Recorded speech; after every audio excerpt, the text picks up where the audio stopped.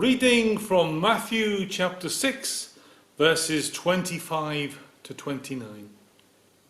Therefore I tell you, do not be anxious about your life, what you shall eat or what you shall drink, nor about your body, what you shall put on. Is not life more than food, and the body more than clothing? Look at the birds of the air. They neither sow nor reap nor gather into barns, and yet your heavenly Father feeds them. Are you not of more value than they? And which of you, by being anxious, can add 1 cubit to his span of life?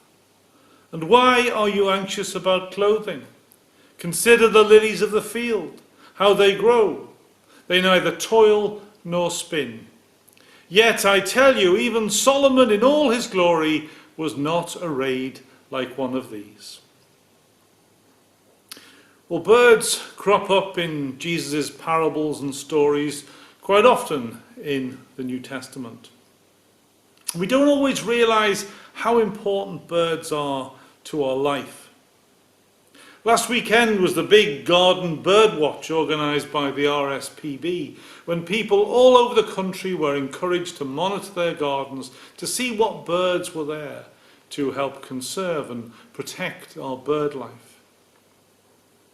Now, Sir David Attenborough says of birds, over 9,000 species, the most widespread of all animals, on icebergs, in the Sahara, or under the sea, at home in our gardens, or flying for over a year at a time. Earthbound, we can only look and listen, enjoying their lightness, freedom, and richness of plumage and song. Now, the writer Ruth Podell has some interesting things to say about birds. She writes, "We read so much into birds. The canary down the mine whose death warns miners of gas, and the dove with a green twig that tells Noah the flood is receding, feed into a feeling that birds are sign bearers, omens, the gods' messengers.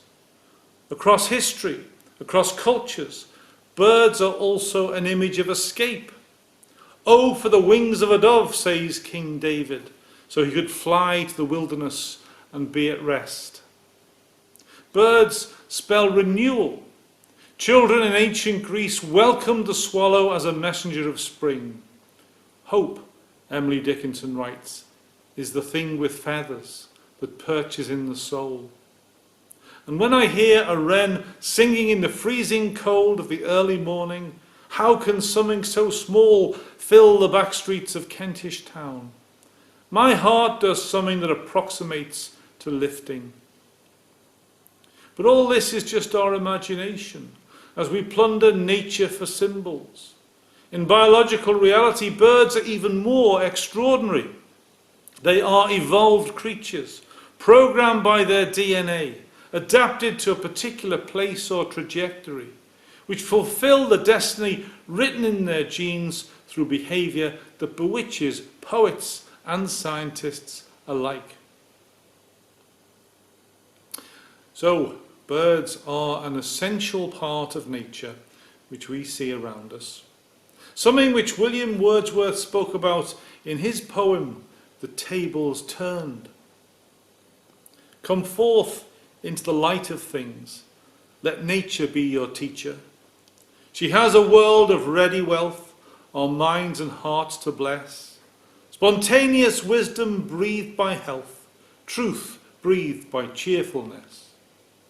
One impulse from a vernal wood may teach you more of men, of moral evil and of good, than all the sages can. Sweet is the law which nature brings, our meddling intellect misshapes the beauteous forms of things we murder to dissect. Enough of science and of art, close up those barren leaves, come forth and bring with you a heart that watches and receives. Well, as we think of the bird life around us and as we think of the wonders of nature, let's join together in prayer. And this is a prayer on these subjects that comes from orders of worship.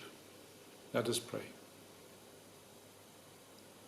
Almighty and most merciful Father, the Father of our Lord Jesus Christ, and our Father, the Creator of all life, we bring to Thee the needs of those who cannot pray for themselves. We remember before Thee with thanksgiving all Thy creatures that are upon the earth, and in the sea, and in the air. Grant that we, having power over them, may learn to use it with mercy. May we never exploit them for selfish ends, but seek in all our dealings with them to succour the weak and the helpless. As they contribute to the beauty and labour of the world, so may we increase that beauty and fulfil that labour, that all creation may praise and glorify Thee forever. Amen.